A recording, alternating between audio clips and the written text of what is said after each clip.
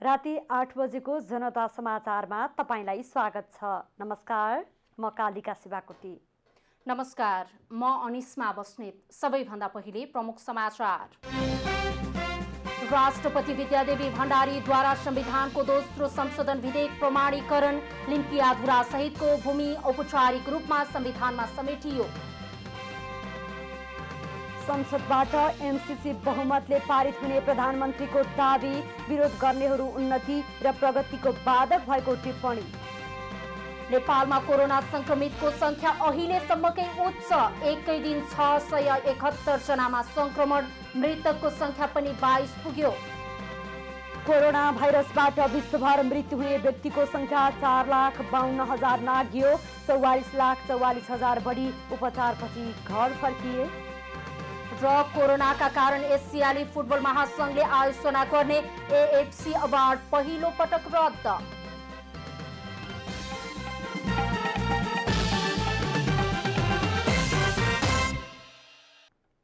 अब पूरा समाचार।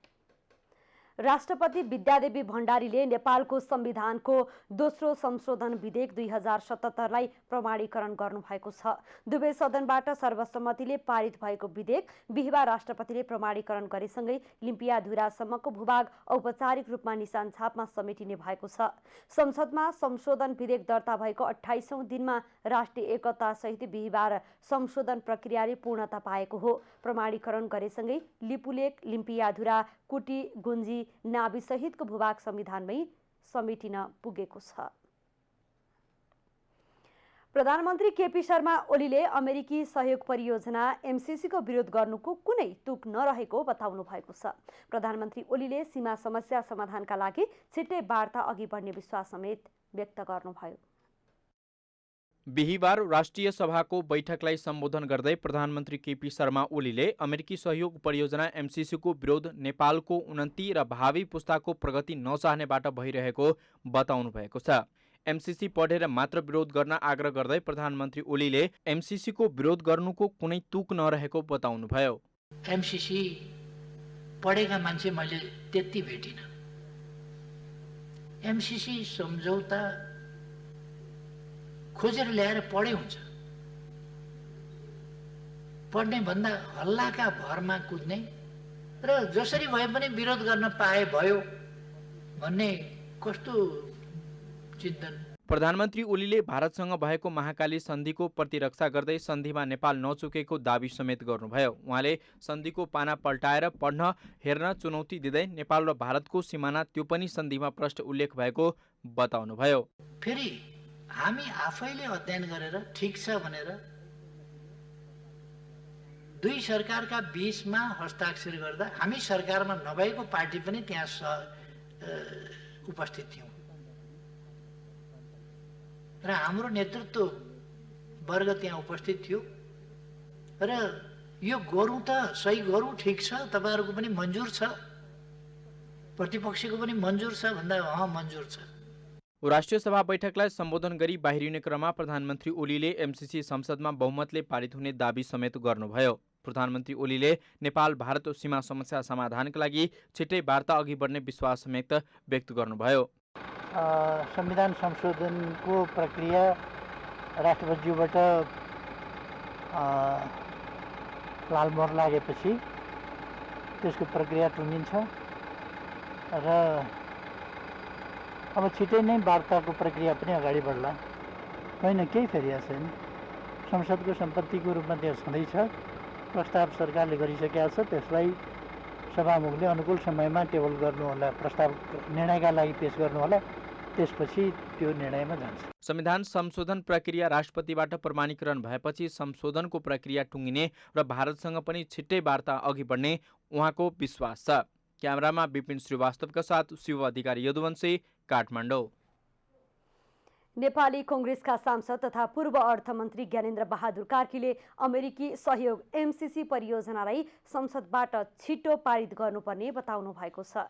प्रतिनिधि सभाको विशेष समयमा बोल्दै कार्कीले एमसीसी परियोजनालाई सत्तारूढ दलका नेताहरूले राष्ट्रघाती भन्नु दुःखद भएको बताउनुभयो। सम्झौतामा राष्ट्रिय हितमा आँच आउने कुनै पनि शब्द नरहेको उहाँको दाबी थियो। यसले धेरै ठुलो गेम चेन्जरको भूमिका निर्वाह गर्न सक्छ। तर सभामुख महोदय, दुःखका साथ भन्नुपर्दछ, नेकपा जो अहिले सत्तारूढ छ, यसकै साथीहरू, यसकै नेताहरूले यो सन्धिलाई, यो सम्झौतालाई राष्ट्रघाती सम्झौताको रूपमा व्याख्या गरिरहनु भएको छ, चित्रित गरिरहनु भएको छ। यो हाम्रा निमित्त गम्भीर र दुःखद विषय हो। कार्कीले विद्युत उत्पादनका क्षेत्रमा एमसीसी परियोजना गेम चेन्जर बन्न सक्ने दाबी समेत गर्नुभयो। एमसीसीका बारेमा सत्तारूढ दलका नेताहरूबाटै अनेक भ्रम सिर्जना गरेको उहाँको आरोप थियो। राष्ट्रिय एकता र राष्ट्रिय स्वाभिमानमा आँच आउने एउटा पनि शब्द र भावना उसमा छैन र यो सम्झौता एकै दिनमा, एकै रातमा बन्द कोठाबाट आएको सम्झौता होइन। एमसीसी, यो एमसीसी ल्याउनका निमित्त धेरै सरकारको नेतृत्व गर्ने प्रधानमन्त्रीहरूको योगदान रहेको छ।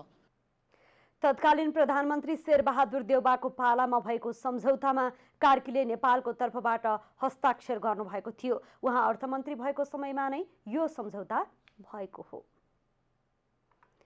नेपालमाथि हेपाहा प्रवृत्ति देखाई भारतले नेपाली भूमि फिर्ता गर्न आलटाल गरेको भन्दै राष्ट्रिय सभा सदस्यहरूले आपत्ति जनाएका छन्। भारतले तत्काल लिम्पियाधुरा, लिपुलेक र कालापानी नेपाललाई फिर्ता गर्नुपर्ने सदस्यहरूको भनाइ छ। राष्ट्रिय सभाको बिहिबारको बैठकमा संविधान संशोधन विधेयक माथिको छलफलमा नेकपाका प्रवक्ता एवं राष्ट्रिय सभा सदस्य नारायण काजी श्रेष्ठले हेपा प्रवृत्तिका कारण नेपाली भूमि फिर्ता गर्ने सम्बन्धमा भारतले वार्तामा बस्न आलटाल गरेको भन्दै आपत्ति जनाउनुभयो। नेपालको भूमि मिचेर नक्सा सार्वजनिक गरेको भारतलाई नेपालले पटक पटक कूटनीतिक वार्ता मार्फत समस्या समाधान गर्न आग्रह गरे पनि भारतले नचाहेको उहाँले बताउनुभयो। नेपालसँग वार्ता नगर्नु भारतको गल्ती भएको बताउँदै ऐतिहासिक तथ्यको आधारमा निष्कर्षमा छिटो पुग्न समेत उहाँले भारतलाई आग्रह गर्नुभयो। विभिन्न कूटनीतिक व्यक्तित्वहरूले पनि, राजनीतिक पार्टीका नेताहरूले पनि भनिराख्नु भएको छ, भारतले नेपालले वार्ता गरौँ भन्दा नटेर्नु ठुलो गल्ती हो भनेर भन्नुभएको छ। उहाँहरूलाई पनि म धन्यवाद दिन चाहन्छु र भारतको सरकारलाई छिटोभन्दा छिटो वार्तामा बस्न र ऐतिहासिक तथ्य र प्रमाणको आधारमा यसबारेमा एउटा निष्कर्षमा छिटो पुग्न र नेपाल र भारतको सम्बन्धलाई कुनै पनि ढङ्गले नकारात्मक दिशातिर अगाडि नबढ्ने काम गर्न अनुरोध गर्न चाहन्छु। नेकपाका राष्ट्रिय सभा संसदीय दलका नेता दीनानाथ शर्माले भारतले लिम्पियाधुरा, लिपुलेक र कालापानी तत्काल फिर्ता गर्नुपर्ने बताउनुभयो। भारतले छिटोभन्दा छिटो हाम्रो चाहिँ लिम्पियाधुरा, लिपुलेक र कालापानी क्षेत्रमा जहाँ भारतीय सेना बसेको छ, कुनै चाहिँ साम्राज्यवादी गुटले चाहिँ नेपालको भूमिलाई अपवित्र बनाउन सकेन। हाम्रो राष्ट्रिय सार्वभौमिकता सगरमाथा भन्दा उच्च छ, पवित्र छ, शुद्ध छ। त्यसकारण चाहिँ भारतीय नेपालको भूमिमा चाहिँ अहिले भारतीय चाहिँ सेनाहरू बसेको छ, त्यो सेना चाहिँ फिर्ता हुनुपर्छ। नेकपा राष्ट्रिय सभा सदस्य खिमलाल भट्टराईले बडे भाइको दम्ब त्याग्न भारतीय प्रधानमन्त्री नरेन्द्र मोदी लाग्नुपर्ने बताउनुभयो। भारतले बडे भाइको दम्ब त्याग्नु पर्दछ, यो त्याग्नै पर्दछ। नेपाल र भारतलाई, भारतको सम्बन्धलाई सुमधुर बनाउने सन्दर्भमा 21औं शताब्दीको उन्नत चेतनामा आधारित भएर मित्रवत सम्बन्धको सुरुवात गर्ने आँट र क्षमता भारतीय प्रधानमन्त्री, भारतीय संस्थापनको यति बेलाको नेता नरेन्द्र मोदीजीले देखाउनै पर्दछ। नेपाली कांग्रेस राष्ट्रिय सभा संसदीय दलका नेता राधेश्याम अधिकारीले नेपाल भारत सीमा विवादमा न्यू नखोज्न भारतलाई सचेत गराउनुभयो। नक्सा पछि फेरि दिल्लीमा बसेर त्यो ट्र्याक रोड चाहिँ के छ उद्घाटन गर्ने काम भारतीय रक्षा मन्त्रीले गर्नुभयो। त यसले गर्दा के भयो भनेदेखि त्यो घिउमा अलिकति आगोमा घिउ थप्ने काम फेरि त्यसले पनि गर्यो। आज हामीले यहाँ पास गर्यौँ, भोलि हामी गएर चाहिँ जग्गामा गएर चाहिँ के छ त्यहाँ कालापानीमा गएर लडाइँ गर्न जाने होइन। हामी त फेरि पनि गर्ने त के हो भन्दाखेरि अबको बाटो भने त वार्ता हो, संवाद हो र सीमाको विवाद टुङ्गो लगाउने हो। संसदले सर्वसम्मतले नक्सा पारितसँगै संविधान संशोधन गरेपछि अब भारतसँग वार्ताको समान हैसियतमा पुगेको अधिकारीको दाबी छ। नेपालमा कोरोना संक्रमणबाट थप 2 जनाको मृत्यु भएको छ। स्वास्थ्य तथा जनसङ्ख्या मन्त्रालयका अनुसार कैलालीको गोदावरी 4 का 46 वर्षीय पुरुष र कैलालीकै लम्की चुहा 2 का 43 वर्षीय महिलाको कोरोनाका कारण मृत्यु भएको हो। दुवैजनाको उपचारका क्रममा मृत्यु भएको मन्त्रालयका प्रवक्ता डाक्टर जागेश्वर गौतमले बताउनुभयो। यो सँगै नेपालमा कोरोनाबाट मृत्यु हुनेको संख्या 22 पुगेको छ। गएको 24 घण्टामा 2 जनाको दुःखद निधन भएको छ। गोदावरी नगरपालिका वडा नम्बर 4 कैलालीका 46 वर्षीय पुरुष सेती प्रादेशिक अस्पतालमा उपचाररत रहेको र त्यही मृत्यु भएको। स्वास्थ्यमा समस्या आएपछि धनगढीकै नवजीवन अस्पतालमा उपचार गर्न गएका उनलाई मिति 2077/2/31 गते कोरोना संक्रमित पुष्टि भएको। यसैगरी लम्की चुहा 2 कैलाली निवासी वर्ष 43 का महिला मिति 2077 जेठ 31 गते टाउकोमा चोट लागेको र सब ड्युरल हेमाटोमा भएको कारण नेपालगञ्ज मेडिकल कलेज कोहलपुरमा भर्ना गरिएको पीसीआर सङ्कलन गरिएको थियो र उहाँको चाहिँ उक्त अस्पतालमा निधन भएको छ। बिहिबार नेपालमा 671 जना नयाँ कोरोना संक्रमित थपिएका छन्। प्रवक्ता गौतमका अनुसार देशका विभिन्न प्रयोगशालामा भएको परीक्षणमा बिहिबार 671 जनामा संक्रमण पुष्टि भएको हो। यो अहिलेसम्मकै एकै दिन संक्रमण देखिएको उच्च संख्या हो। यो सँगै नेपालमा कुल संक्रमितको संख्या 7848 पुगेको छ। आजको जम्मा 80 जना महिला र 591 जना पुरुष गरी जम्मा 671 जना संक्रमित हुनुहुन्छ र जम्मा संक्रमितको संख्या 7848 छ। त्यसमध्ये महिला 619 जना र पुरुष चाहिँ 7229 जना। पीसीआर विधिबाट 1,55,518 र पछिल्लो 24 घण्टामा 5,746 जनाको नमुना परीक्षण भएको छ। यस्तै आरडीटी विधिबाट 2,43,475 र पछिल्लो 24 घण्टामा 9,532 जनाको परीक्षण भएको छ। देशभरिका क्वारेन्टिनमा 1,16,215 र 6,648 जना संक्रमित विभिन्न अस्पतालका आइसोलेसनमा उपचाररत रहेका छन्। अहिलेसम्म 1,186 जना संक्रमित उपचारपछि निको भएर घर फर्किएका छन्। पछिल्लो 24 घण्टामा 19 जना डिस्चार्ज भएका छन्। सांसदहरूले क्वारेन्टिन र सीमा क्षेत्रमा निर्माण भएका पोस्टहरू व्यवस्थित गर्न सरकारको ध्यानाकर्षण गराएका छन्। क्वारेन्टिनहरू यातना गृह जस्तो बन्दै गएको र महिलाका लागि छुट्टै क्वारेन्टिनको व्यवस्था गर्न समेत माग गरेका छन्।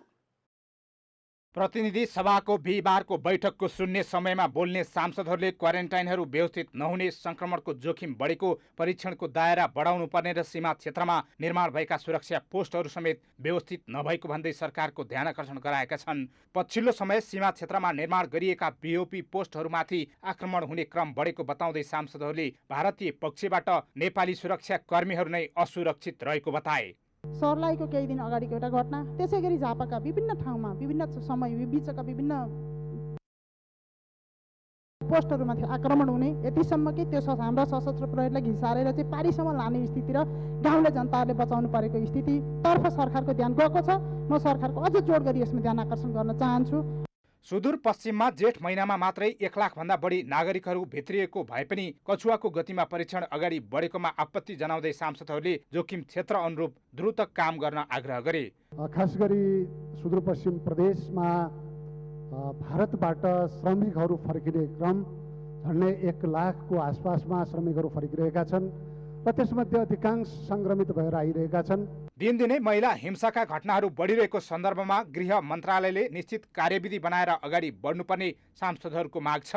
लम्की चुहा नगरपालिका वार्ड नम्बर 1 कैलालीमा क्वारेन्टाइनमा एउटा महिलामाथि भएको सामूहिक बलात्कार घटनाको घोर निन्दा र भर्त्सना गर्न चाहन्छु। रक्षक नै भक्षक भएपछि कसको विश्वास गर्ने? सम्मान्य सभामुख महोदय, सांसदहरूले कैलाली घटनाका दोषीलाई कारबाहीको माग गर्दै महिलाहरूका लागि छुट्टै क्वारेन्टाइनको व्यवस्था गर्न माग गरेका छन्। भर्खरै कैलालीको क्वारेन्टाइनमा एकजना महिला बलात्कारको शिकार हुनु परेको छ। म यस घटनाको घोर भर्त्सना गर्दै बलात्कार मा संलग्न अपराधीहरूलाई हरेसम्मको कडाभन्दा कडा कारवाही होस् भन्ने माग गर्न चाहन्छु। कोरोना नियन्त्रणका लागि जनताले 10 अर्बको हिसाब मागिरहेकै बेला खरिपाटी क्वारेन्टाइनमा राखिएकाहरूलाई औषधि उपचार नगरी 74 लाखको बिल प्रकरण बाहिर आएको प्रति सांसदहरूले सरकारको ध्यानाकर्षण गराएका थिए। नेपाल निर्माण व्यवसायी संगठनले भौतिक पूर्वाधारको विकास र नेपाली निर्माण व्यवसायको अवस्था समेटेर तयार पारेको प्रतिवेदन सरकारलाई हस्तान्तरण गरेको छ। प्रतिवेदनले निर्माण व्यवसायी र राज्यबीचको सहकार्य एवं विकासका सन्दर्भमा प्रतिवेदन सहयोगी हुने संगठनको विश्वास रहेको छ। बिहिबार एक कार्यक्रमका बीच नेपाल निर्माण व्यवसायी संगठनका संयोजक एच्छध्वज कार्कीले सत्तारूढ दल नेपाल कम्युनिस्ट पार्टी नेकपाका अध्यक्ष पुष्पकमल दाहाललाई भौतिक पूर्वाधारको विकास र नेपाली निर्माण व्यवसायको अवस्था विषयक अन्तर्क्रियात्मक कार्यक्रमको प्रतिवेदन हस्तान्तरण गर्नुभएको छ। प्रतिवेदन बुझ्दै पूर्व प्रधानमन्त्री एवं नेकपा अध्यक्ष दाहालले प्रतिवेदन विकास निर्माणका सन्दर्भमा सरकारका निम्ति सहयोगी बन्ने विश्वास व्यक्त गर्नुभयो। हामीले कुनै पनि ऐनहरू विधेयकहरू तयार पार्दा सम्बन्धित स्टेक होल्डरहरूको राय सुझाव लिन जरुरी छ र त्यसअनुसार परिमार्जन गरियो भने मात्रै त्यसले अपेक्षित परिणाम दिन सक्छ। भौतिक पूर्वाधार मन्त्री वसन्त कुमार नेवाङले निर्माण व्यवसाय सम्बन्धी ऐन ल्याउने तयारी भइरहेको बताउनुभयो। निर्माण व्यवसायीका सुझावलाई सरकारले आत्मसात गर्ने उहाँले बताउनुभयो। निर्माण व्यवसाय ऐनहरू छिटोभन्दा छिटो यही अधिवेशनमा ल्याउनलाई प्रयत्न भइराखेको छ। त्यसको फाइनल ड्राफ्ट अन्तिममा भइरहेको छ। यहाँको छाता संगठन यो निर्माण व्यवसायी संगठनहरूले विगतमा उठाएका कुराहरूलाई त्यसमा संशोधनमा राख्ने प्रयत्न गरिएको छ। पूर्व श्रम मन्त्री मुकुन्द न्यौपानेले निर्माण व्यवसायीका समस्यालाई समयमै सम्बोधन गराउन सरकारको ध्यानाकर्षण गराउनुभयो। बाटो बनाउनको लोनहरू पछि लागेर पैसा तिर्नु भएन भने ज्यानको खतरा। कोही गोर्खामा गएर हुनुहुन्छ, कोही प्युठानमा गएर हुनुहुन्छ, यहीँ दिनेहरू कति हुनुहुन्छ। मेरो त छेकिको बाटोमा गाडी जलाइदिन्छु भन्यो, जलाइदियो एउटा गाडी लुन भनिदिनु पर्यो भनेर भन्यो। अब यता गृहमन्त्रीजीलाई भन्दाखेरि गृहमन्त्रीजी त हुनुहुन्छ। प्रतिवेदनले निर्माण व्यवसायी र राज्यबीचको सहकार्य एवं विकासका सन्दर्भमा प्रतिवेदन सहयोगी हुने संगठनको विश्वास रहेको छ। राज्यलाई यो पेसाको निमित्त दस्तावेज बनाउनु भएको निकाल्नु भएको हाम्रो अनुमान छ।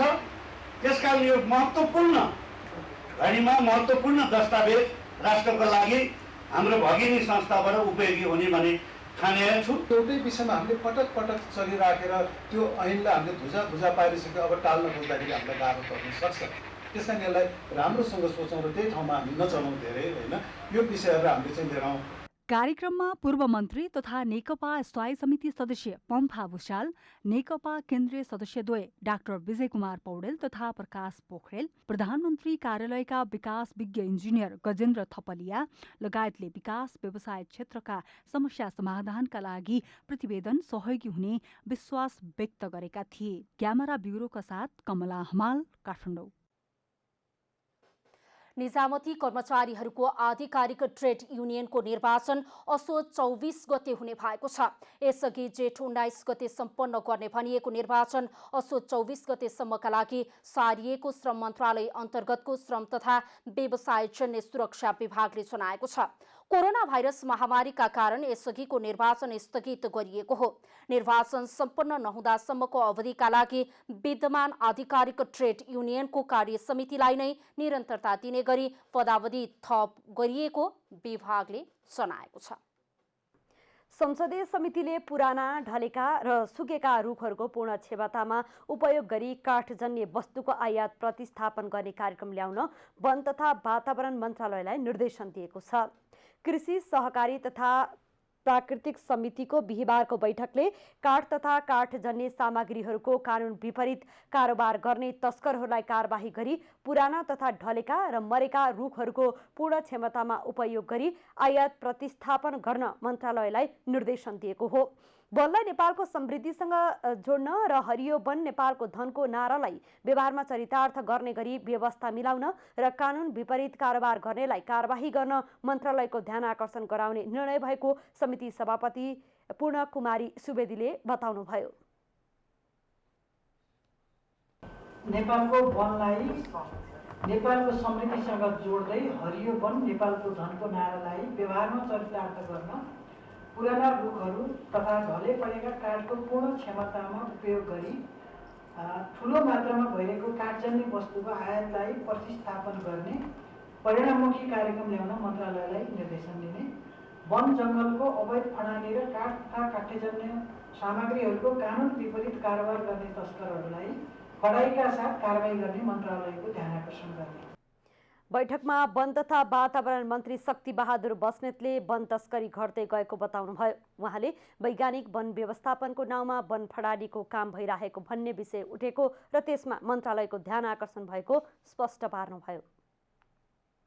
चोरी निकासीसँग जस्तो यो यतापट्टिको चोरी निकासीमा आधारित वन विनाशसँग अथवा गैर कानुनी काम कारबाहीसँग सम्बन्धित वन विनाशसँग यो विषय जोडिए त्यो नीतिगत रूपमै रिभ्यू गर्नुपर्ने विषय भयो भनेपछि त्यो अर्को छलफलको विषय हुनसक्छ। तर अहिले नीति कानुन निर्णय कार्यविधिहरूको आधारमा नै त्यो चलिराखेको विषय। उहाँले लकडाउनको अवधिमा वन फडानी र वन्यजन्तु चोरी सिकारीका घटना बढ्न सक्ने भन्दै मन्त्रालयले प्रधानमन्त्री कार्यालय मार्फत सबै प्रदेशका मुख्यमन्त्रीहरूलाई सचेत गराएको जानकारी समेत दिनुभयो। प्रतिनिधि सभा सांसद खगराज अधिकारीले सरकारका हात खुट्टा बाँधेर चौतर्फी हमला भइरहेको बताउनु भएको छ। सर्वोच्च अदालतले चालु आर्थिक वर्षको साउनबाट कर उठाउन नपाउने भनेको र राष्ट्रपति कार्यालयको गलैँचा फेरेको विषयमा आलोचना गरी सरकारलाई चौतर्फी हमला गरिएको बताउनुभयो।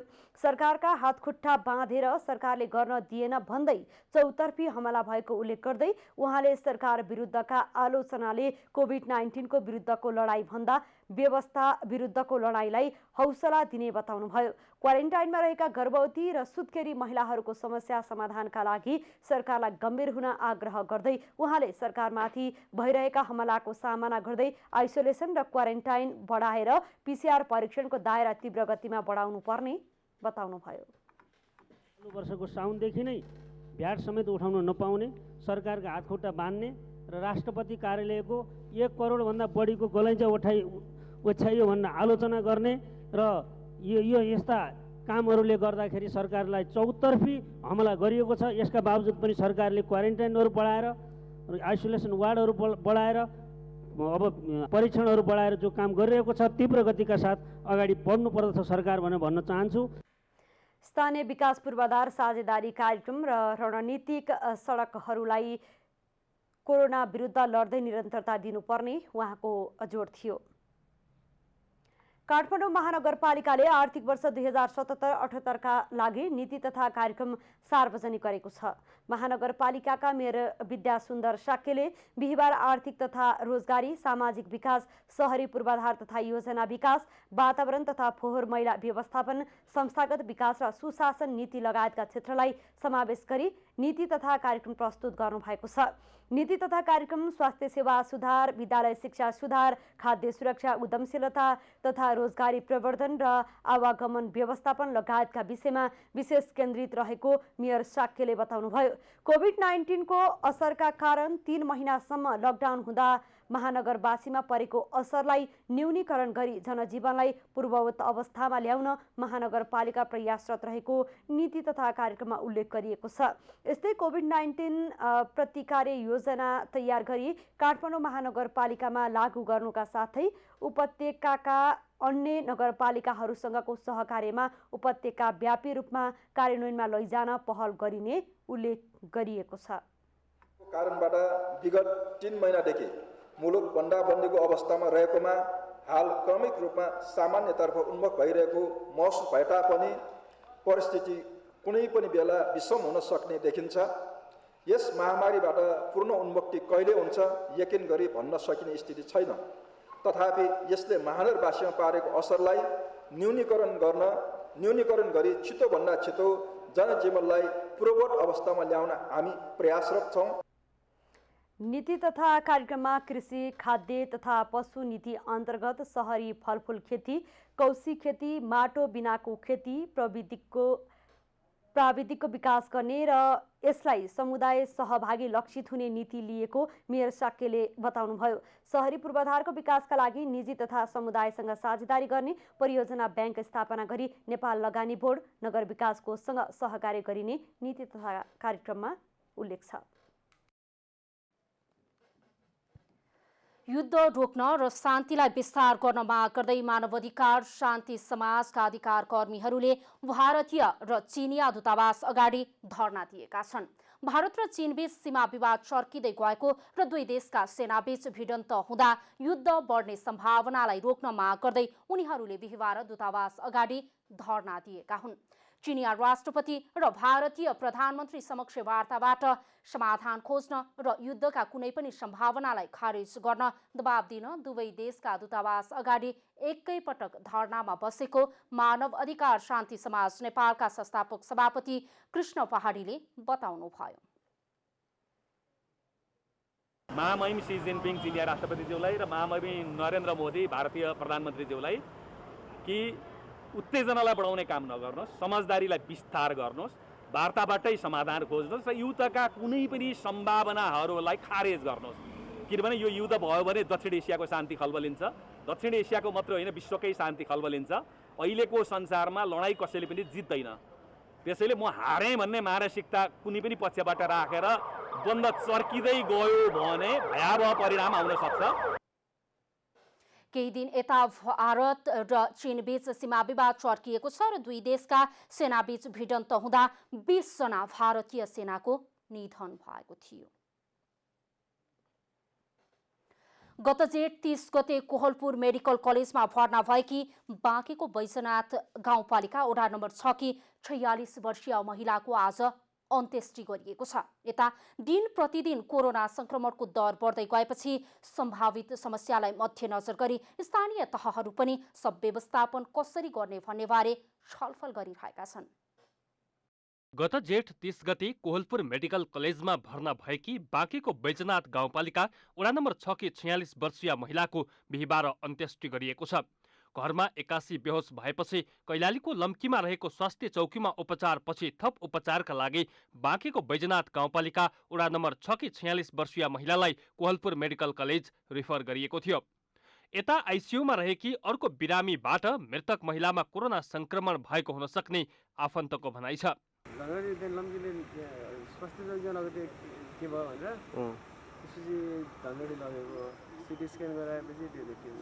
त्यहाँ सक्दैन भनेर यता ल्याउनु भएको हो कि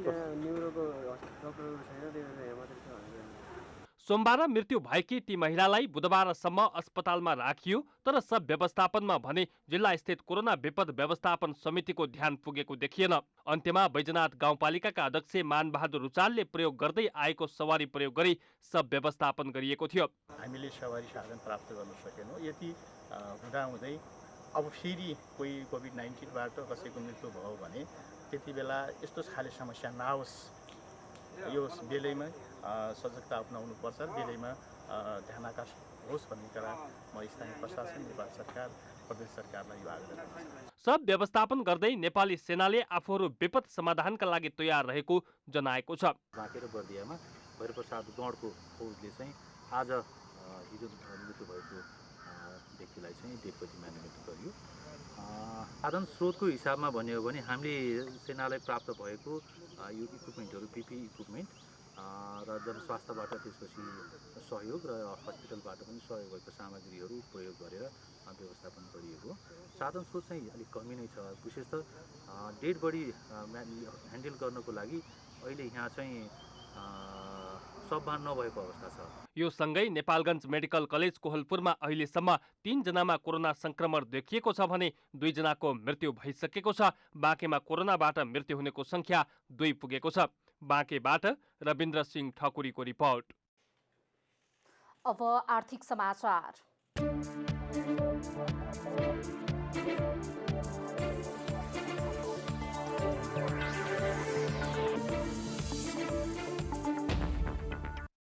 कोरोना भाइरसको जोखिम रोकथाम तथा नियन्त्रणका लागि भन्दै विभिन्न नियन्त्रणात्मक क्रियाकलाप सञ्चालन गरेका कारण चैत दोस्रो साता यता नेपालको आर्थिक क्रियाकलाप ठप्प प्राय छ।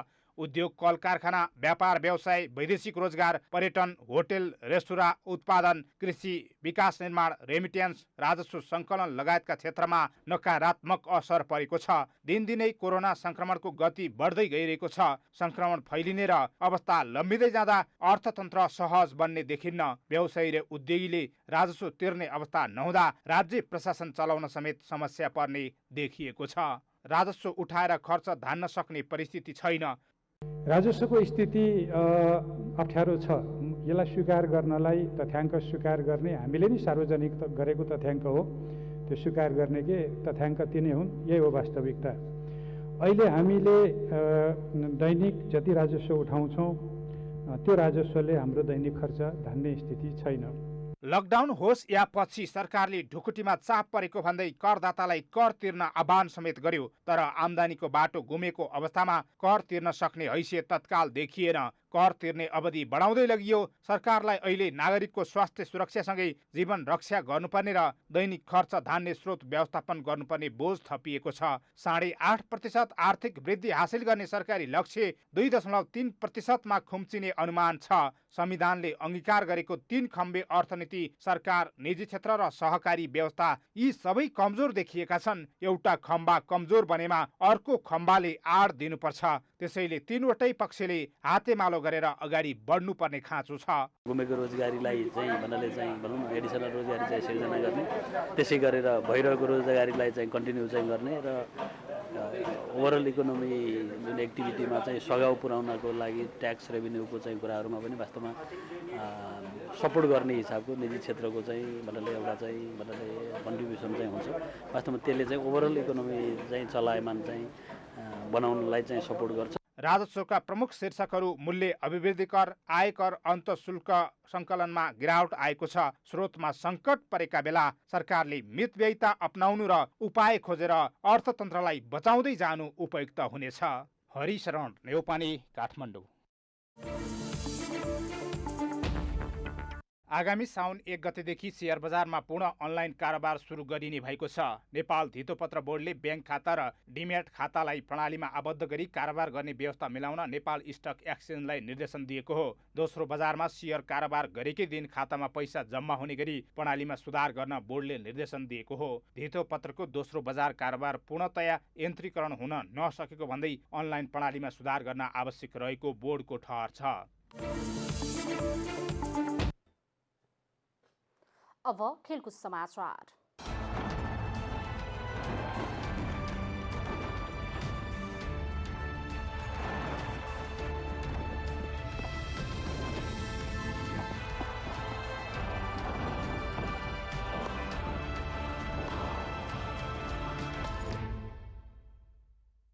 कोरोना भाइरस कोभिड-19 को प्रभावका कारण एसियाली फुटबल महासंघले आयोजना गर्ने एएफसी अवार्ड रद्द भएको छ। कोरोनाका कारण एसियामा धेरैले ज्यान गुमाएको र अझै पनि असर कम नभएको भन्दै एएफसीले कतारको दोहामा हुने भनिएको अवार्ड यो वर्ष नहुने जनाएको हो। एएफसीका अध्यक्ष Sheikh Salman bin Ibrahim Al खलिफाले अवार्ड नहुने बताएका हुन्। यस्तो संकटका बीच जोखिम मोलेर एएफसी अवार्ड कार्यक्रम आयोजना गर्नु मूर्खता हुने खलिफाले बताए। एसियाका उत्कृष्ट फुटबलरले पाउने अवार्ड पहिलो पटक रद्द भएको हो। कोरोनाकै कारण एएफसीका प्रतियोगिताहरू पनि स्थगित छन्। स्कटल्यान्ड र अस्ट्रेलिया बीच हुने टी20 क्रिकेट रद्द भएको छ। कोरोना भाइरस कोभिड-19 को महामारीका कारण दुई देश बीच हुने भनिएको प्रतियोगिता रद्द गरिएको हो। यसअघि जुन 29मा स्कटल्यान्डमा एउटा खेल हुने तय भएको थियो। कोरोनाको महामारीका कारण तत्काल सम्भव नदेखिएपछि स्कटल्यान्ड क्रिकेट बोर्डले सिरिज रद्द भएको जानकारी दिएको हो। स्कटल्यान्डमा जुलाई 1 सम्म खेलकुद गतिविधिमा रोक लगाइएको छ। यसअघि स्कटल्यान्डले नेपाल र नमिबियासँग खेल्ने लिग 2 अन्तर्गतको त्रिकोणात्मक सिरिज समेत स्थगित गरेको थियो। 2013 को इन्डियन प्रिमियर लिग क्रिकेट आइपिएलमा स्पट फिक्सिङको आरोप लागेर लामो समय प्रतिबन्ध भोगेका भारतीय तीव्र गतिका बलर एस श्रीशान्तले कमब्याकको तयारी थालेका छन्। भारतीय क्रिकेटमा कमब्याक गर्ने लक्ष्यका साथ उनले तयारी थालेका हुन्। श्रीशान्तको प्रतिबन्ध फुकुवा भएसँगै उनले रणजी ट्रफीको आगामी संस्करण केरलाबाट खेल्ने सम्भावना रहेको जनाइएको छ। भारतीय सञ्चार माध्यमका अनुसार श्रीशान्तले रणजी ट्रफीका लागि फिटनेस टेस्ट पास गर्नुपर्नेछ। स्पट फिक्सिङको आरोपपछि बीसीसीआईले श्रीशान्तलाई आजीवन प्रतिबन्ध लगाएको थियो। तर पछि उनीमाथि लागेको प्रतिबन्ध 7 वर्षमा झारिएको थियो। उक्त 7 वर्षको प्रतिबन्ध सेप्टेम्बरमा सकिँदैछ।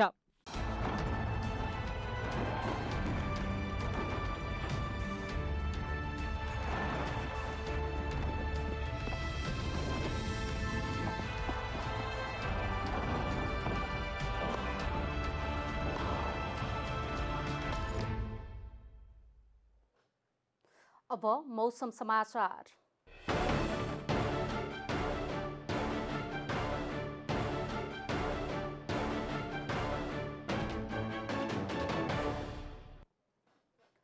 आज दिउँसो देशभरको मौसम सामान्यतया बदलिरहे केही स्थानहरूमा हल्कादेखि मध्यम वर्षा भयो। आज राति देशभर मौसम पूर्णतया बदलिरहनेछ। प्रदेश 1, प्रदेश 2, बागमती प्रदेश, गण्डकी प्रदेश र प्रदेश नम्बर 5 का धेरै स्थानहरूमा साथै कर्णाली र सुदूरपश्चिम प्रदेशका थोरै स्थानहरूमा हल्कादेखि मध्यम वर्षाको सम्भावना रहेको छ।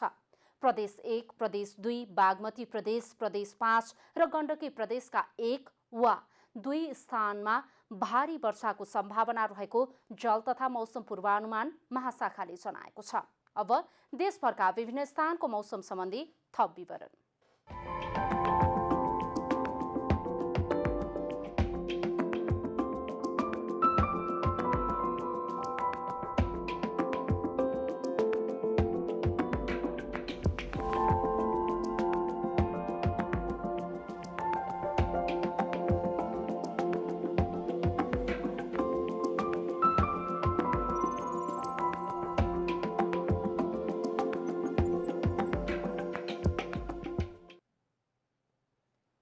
अन्त्यमा आजको डायरी। राष्ट्रपति विद्यादेवी भण्डारीले नेपालको संविधानको दोस्रो संशोधन विधेयक 2077लाई प्रमाणीकरण गर्नुभएको छ। दुवै सदनबाट सर्वसम्मतले पारित भएको विधेयक बिहीबार राष्ट्रपतिले प्रमाणीकरण गरेसँगै लिम्पियाधुरासम्मको भूभाग औपचारिक रूपमा निशान छापमा समेटिने भएको हो। प्रधानमन्त्री केपी शर्मा ओलीले अमेरिकी सहयोग परियोजना एमसीसीको विरोध गर्नुको कुनै तुक नरहेको बताउनु भएको छ। प्रधानमन्त्री ओलीले सीमा समस्या समाधानका लागि छिटै वार्ता अघि बढ्ने विश्वास समेत व्यक्त गर्नुभयो। नेपालमा कोरोना संक्रमणबाट थप 2 जनाको मृत्यु भएको छ। यो सँगै नेपालमा कोरोनाबाट मृत्यु हुनेको संख्या 22 पुगेको छ। बिहीबार नेपालमा 671 जना नयाँ कोरोना संक्रमित थपिएका छन्। यो सँगै नेपालमा कुल संक्रमितको संख्या 7848 पुगेको छ। अहिलेसम्म 1186 जना संक्रमित उपचारपछि निको भएर घर फर्किएका छन्। कोरोना भाइरसबाट विश्वभर मृत्यु हुने व्यक्तिको संख्या 4,51,900 नाघेको छ। कोरोनाबाट विश्वभर 84,68,928 जना संक्रमित भएका छन्। कोरोना भाइरसका कारण बिरामी भएका 44,17,509 जना निको भएका छन्। हाल विश्वभरमा कोरोना भाइरस संक्रमित करिब 35,38,425 व्यक्ति उपचाररत रहेका छन्। कोरोना भाइरस कोभिड-19 को प्रभावका कारण एसियाली फुटबल महासंघले आयोजना गर्ने एएफसी अवार्ड रद्द भएको छ। एसियाका उत्कृष्ट फुटबलरले पाउने अवार्ड पहिलो पटक रद्द भएको हो। कोरोनाकै कारण एएफसी का प्रतियोगिताहरू पनि स्थगित छन्।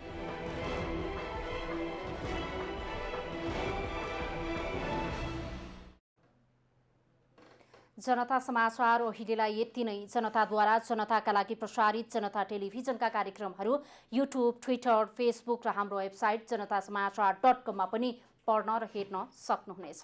सूचनामा तपाईको सहभागिता, समयमा समाचार हाम्रो प्रतिबद्धता। कोरोना भाइरसको संक्रमणबाट बच्न नियमित रूपमा हात धौँ, भिडभाडबाट टाढै रहौँ। नमस्कार।